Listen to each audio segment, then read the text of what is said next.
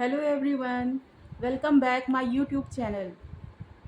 मेरे इस YouTube channel में आप सभी का बेहद स्वागत है। मैं अच्छी हूँ, बहुत खुश हूँ।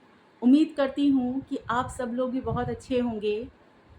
मेरा ये चैनल बिल्कुल नया है और मेरे इस चैनल का नाम है शबी ऑफिशियल लाइफ, जो कि मैंने अभी नया बनाया है। और मुझे पूरी उम्मीद है आप इस चैनल से मुझसे जुड़ेंगे, मुझे जान पाएंगे, समझ पाएंगे और मैं इस चैनल के माध्यम से आप लोगों से जुड़ पाऊंगी।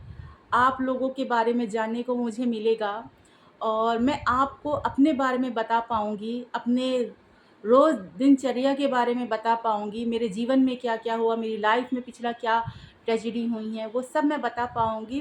पहले तो मैं ये बताना चाहती हूँ कि मैं हूँ कहाँ से। मैं लखनऊ की रहने वाली हूँ। मेरा रहना निवास मेरा लखनऊ से ही रहा है। मेरी फैमिली में मेरी मम्मी हैं, मेरी एल्डर सिस्टर हैं, एक ही मेरी सिस्टर हैं और जो मुझसे बड़ी हैं। उसके बाद मैं हूँ, मुझसे छोटा एक भाई है। लगातार मैं आप लोगों से जुड़ना चाह रही थी परंतु मैं जुड़ नहीं पा रही थी। मैं लगातार छोटे-छोटे शॉर्ट्स वीडियो भी बना के अपलोड कर रही हूँ। आज मेरा ये फर्स्ट ब्लॉग है जिसमें मैं आपको अपने बारे में बताना चाहती हूँ। मैं लखनऊ में प्रॉपर्ली रहने वाली हूँ। मेरी मम्मी है, मेरी सिस्टर है, मुझसे छोटा एक भाई है। हम घर में 4 लोग हैं, पहले 5 थे। हमारे फादर थे। हमारे फादर अब इस दुनिया में नहीं हैं।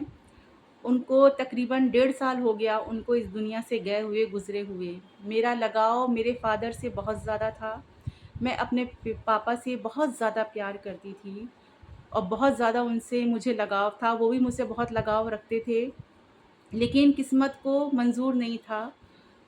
वो पिछले 4 साल पहले उनकी अचानक तबीयत ख़राब हुई थी, न्यूरो प्रॉब्लम हो गई थी उनको, क्योंकि वो उनका बीपी की थोड़ी उनको दिक्कत थी और लगातार उनका बीपी हाई रहता था। उनकी बीपी की मेडिसिन भी चलती थी और अल्लाह ही बेहतर जाने उनको क्या अचानक हुआ। और वो उनको थोड़ी-सी न्यूरो प्रॉब्लम हो गई थी, जिसकी वजह से उनका माइंड थोड़ा-सा काम करना बंद कर दिया था, उनका बीपी हाई होने की वजह से।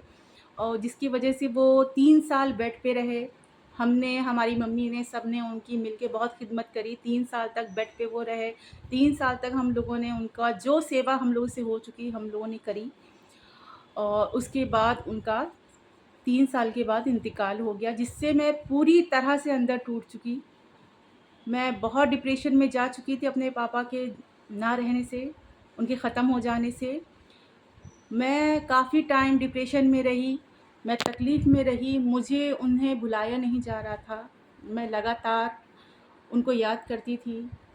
वो मेरे लिए ज़िंदगी की मेरी स्ट्रेंथ थे।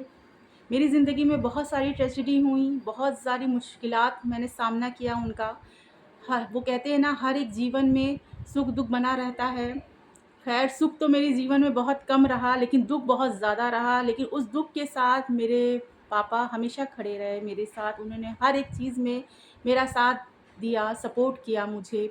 हर एक परेशानी में मैंने उनको अपने साथ खड़ा पाया। परिवार में सभी खड़े रहे, सभी लोग, मम्मी भी और भी जो लोग हैं फैमिली में, वो सब लोगों ने भी मेरा साथ दिया। लेकिन परिवार के उस साथ के साथ मेरे पापा का जो साथ था वो मेरे लिए बहुत ही महत्वपूर्ण था।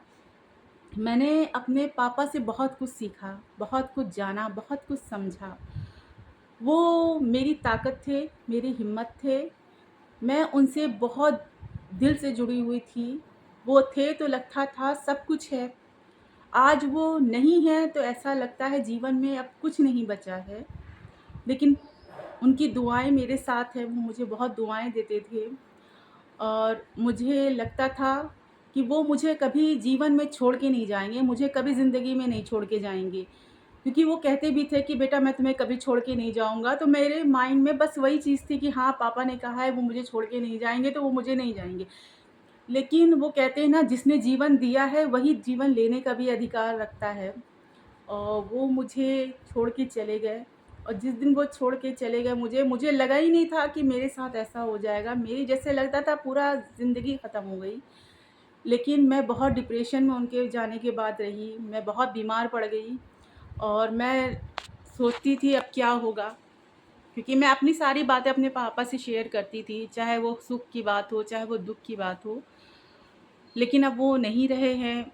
मैं थोड़ा डिप्रेशन में चली गई थी, थोड़ा लोगों के समझाने पर, बताने पर धीरे-धीरे अपने आप को मूव ऑन किया और आज आपके सामने बैठी हूँ और आप लोगों से अपनी जीवन की कुछ बातें शेयर कर रही हूँ। आने वाले समय में भी मैं आपको अपनी जीवन शैली की रोज़ की अपडेट देती रहूँगी।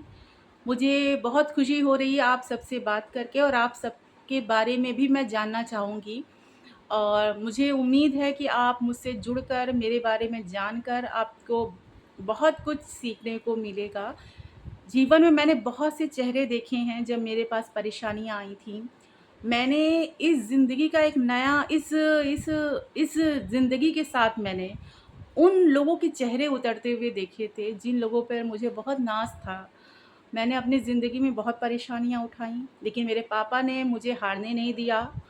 उनका सपोर्ट हमेशा बना रहा और उनके जाने के बाद भी मुझे लगता है कि उनकी दुआएँ ने जो मुझे नवाज़ी हैं उन्होंने दुआएँ, उन दुआओं से मेरा हर एक परेशानी दूर हो जाती है। अब तो आप लोग साथ हैं।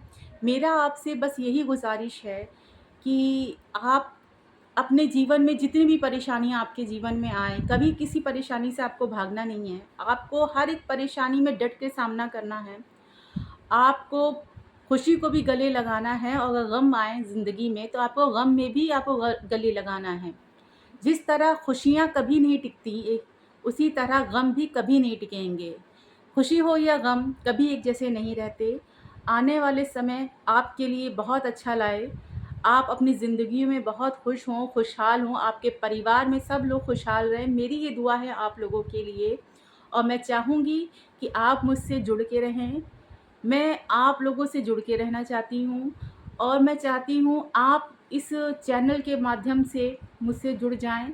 मेरे इस चैनल को सब्सक्राइब कीजिए। सबसे पहला मेरा यही आप लोगों से गुज़ारिश है, निवेदन है कि आप मेरे इस चैनल को सब्सक्राइब कीजिए, मेरे चैनल को लाइक कीजिए और शेयर कीजिए। जब आप ये काम करेंगे तो मैं आपसे पूरी तरह से जुड़ जाऊँगी ताकि आपको मेरी रोज़ की ब्लॉग की अपडेट आपको मिलती रहेगी और मैं आपको अपने बारे में बहुत सी चीज़ें बताऊँगी, मेरे दिनचर्या के बारे में, रोज़ के कामों के बारे में मैं आपको दिखाती रहूँगी और मैं चाहती हूँ कि आप मुझसे इसी तरह जुड़े रहिए। मेरे चैनल को सब्सक्राइब करें, लाइक करिए और शेयर करिए और आप लोगों के लिए भी मैं बहुत दुआएँ करती हूँ। आप लोग हमेशा इसी तरह खुश रहें, आपके जीवन में कोई भी दुःख ना आए और परिवार में हमेशा ऐसी खुशहाली बनी रहे। अब मेरी मुलाकात आपसे अगले ब्लॉग में होगी। Bye bye.